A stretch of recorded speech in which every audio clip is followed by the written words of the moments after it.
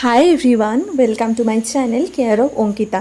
এই ভিডিওটা অনেক আগের, যদি আমি শর্টসে এটা আপলোড করেছি কিন্তু এর ফুল ভিডিওটা আমি দেইনি।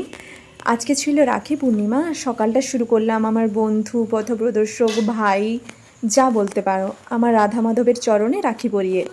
জানো, ছোট যখন থাকতাম তখন এই দিনটাতে আমার প্রচুর মন খারাপ করতো, কারণ আমি তো একা সিঙ্গেল চাইল্ড, তাই আমার দাদা নেই, ভাই বোন নেই। সবাইকে যখন দেখতাম তার দাদাকে বা ভাইকে সুন্দর করে রাখি পরাতো, তখন মাকে বলতাম, মা আমার ভাই নেই কেন বা দাদা নেই কেন, প্রচুর মন খারাপ করতো।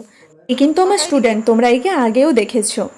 তারপর জানো, তারপর একটু যখন বড় হলাম তখন মনে হতো ধুর ভালোই হয়েছে আমার কেউ নেই, আমি তো সমস্ত ভালোবাসাগুলো একাই পাচ্ছি, কি হবে আর ভাই বোন থেকে।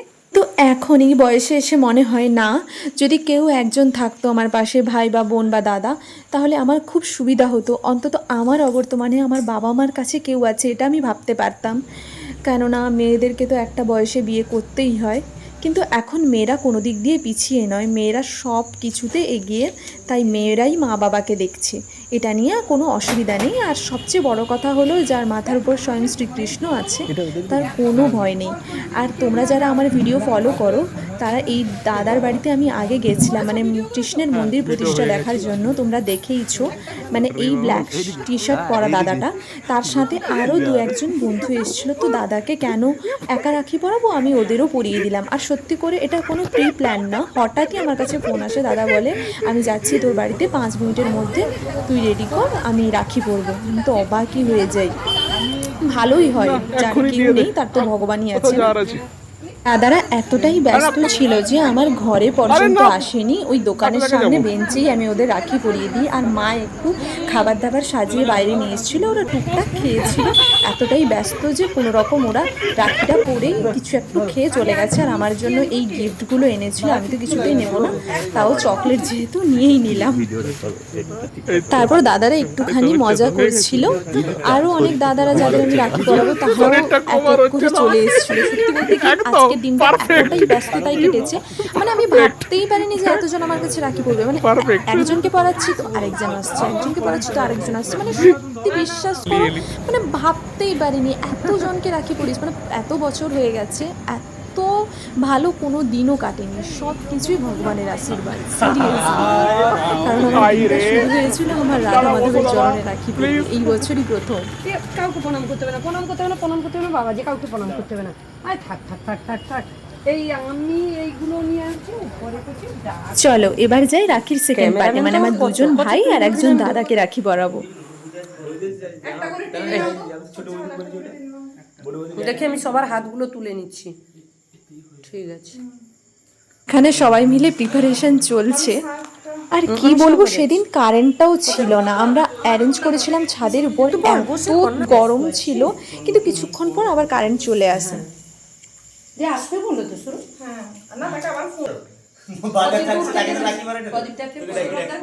হ্যাঁ জানি তো।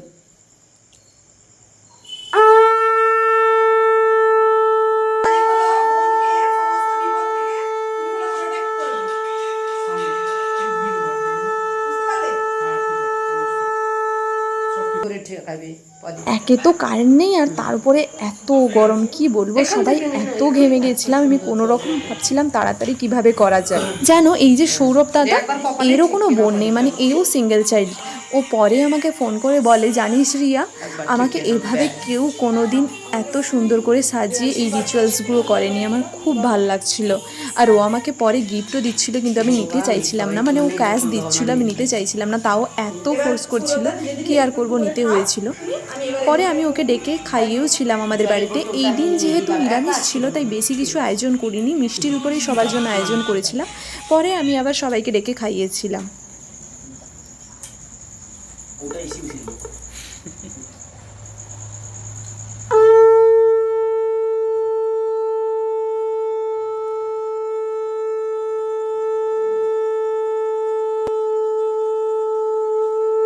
মানিক, তোর দায়িত্ব হলো তোর মাম্মিকে লক্ষ্য রাখা আর চা খেতে ডাকা, ঠিক আছে? এটা তোর দায়িত্ব। প্রত্যেক দিন ডাকিছি, আজকেও ডেকেছিলাম, ঠিক আছে। এবার মাম্মি তুমি বা এই মানিক আবার কি আসবে, তোমরা কে তনু আসবে নাকি রে, কচ তনু শ্বশুর বাড়ি যাচ্ছে। আসবে না না তনুকে বলেছি। আমি কতর জন্য মিষ্টিটা? হ্যাঁ আনছি আমি আনছি। ও তুই এ কর কচুর জন্য আমি এনে দেব। আমি কচ নাম শুনে আমি আমার বোনের কথা মনে হলো, আমার বোনের নাম কচ, মানে এতে থাকে কথার না। বিনা পিসির ও আচ্ছা আচ্ছা আচ্ছা আচ্ছা বিনা বিনা দি বিনা। আমরা ডাকি কত বড় ফ্যামিলি, কোনো মেয়ে ফোন করছে তো রাখো কচ, এই যে জেন্টস প্রথমবার দেখলাম। কচো মানে কি বলতো, সবচেয়ে যে ঘরের ছোট হয় তাকে কচো কচি। আমি তো একে রিয়া যাব দিদির শাশুড়ি একটু করি না। মিষ্টি খাওয়াই। খাওয়া খাওয়া ভাই, ভাইকে একটু খাওয়া, ভাইকে খাওয়া, ছোট ভাই কচো ভাই, ছোট ভাইকে একটু খাওয়া। কচো ভাইকে খাওয়া। ঠিক আছে? কচো ভাই আরেকটা খাওয়া দাঁড়া দাঁড়া তাকে এটা দে তো, ক্ষীরের পায়েসটা দে, ক্ষীরের পায়েসটা দে। এটা চামচ কই? তো এতে থেকে গেছে। আমি আনছি, নাও স্বরূপ নাও তো।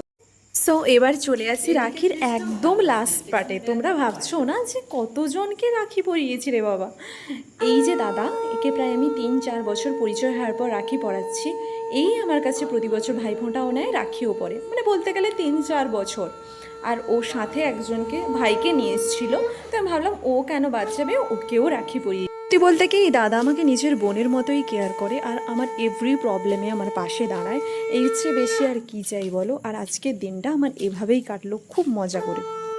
দেখো, আজকের দিনটা সত্যি কথা বলতে গেলে আমি যে এত ভালো কাটাবো আমি ভাবিও নি। কেননা প্রতি বছর কি হয়, এই দাদা আর 1-2 ভাইকে আমি রাখি পরাই, কিন্তু এই বছর আমার কাছে এতজন এসে রাখি পরে আমি অবাক হয়ে যাই। বলতে পারো আমি নিজের মন থেকে যেটা মানি সব কিছু আমার কৃষ্ণের ভালোবাসা। কে বিশ্বাস করো কি না করো তাতে কিছু না, আমি এটা বিশ্বাস করি। আমার মনে হয় ভগবানের বিচার সবার জন্য সমানই হয়। ভগবান হয়তো আমাকে কাউকে দেয়নি, কিন্তু তার বদলে এতজনকে আমি প্রতি বছর রাখি পরাই। আর দেখো, প্রতি বছর নতুন নতুন কেউ আসে আমার কাছে রাখি পরতে, যাদের আমার মতো বোন নেই। তাই হিসাবটা তো সমানই হয়ে গেল। তোমরা যারা আমার মতো সিঙ্গেল চাইল্ড, একটুও মন খারাপ করবে না, ভগবানের উপর ভরসা রাখবে, ঠিক কাউকে না কাউকে পাঠিয়ে দিবে। জানো, আমি শুধু ভগবানকে এটাই বলি, ঠাকুর কখনো যদি আমি মা বাবার কাছে নেই, এমন সময় মা বাবা খুব অসুবিধার মধ্যে আছে, তুমি ভাই বা দাদা রূপে কাউকে পাঠিয়ে দিবে, যাতে ওরা বিপদমুক্ত হয়। আমি যতজনকে রাখি পরাই এই কথাটাই বলি যে আজ থেকে তোদের এটাই দায়িত্ব আমাকে রক্ষা করা। কিন্তু আমি আজ থেকে তোদের দিদি হলাম বা আমি তোদের বোন হলাম, আর আমার মা বাবার পাশে কিন্তু তোদের থাকতে হবে, এই কথাটাই আমি ওদের কাছে বলি। So that's it for today. আর বেশি বাড়াবো না ব্লগটাকে, অলরেডি অনেক কথা বলে দিয়েছি তোমাদের সাথে। আসলে মনের কথাগুলো শেয়ার করলাম তোমাদের সাথে। ওই যে একটু হেলদি করে দাদাটা না, সৌরভ দা, ও আমাকে নেক্সট দিন এসে ক্যাশ দিচ্ছিল, আমাকে প্রচুর ফোর্স করছিল, কিন্তু আমি নিতে চেয়েছিলাম না। তারপরেও কী আর করা যাবে। তারপরে এই ভাই আর দাদাগুলো আমার জন্য অনেক চিপস, চকলেট, আইসক্রিম আরও অনেক কিছু এনেছিল। আমি অনেকগুলো খেয়েও নিয়েছি, বাকি যেগুলো আছে তোমাদের সাথে শেয়ার করলাম।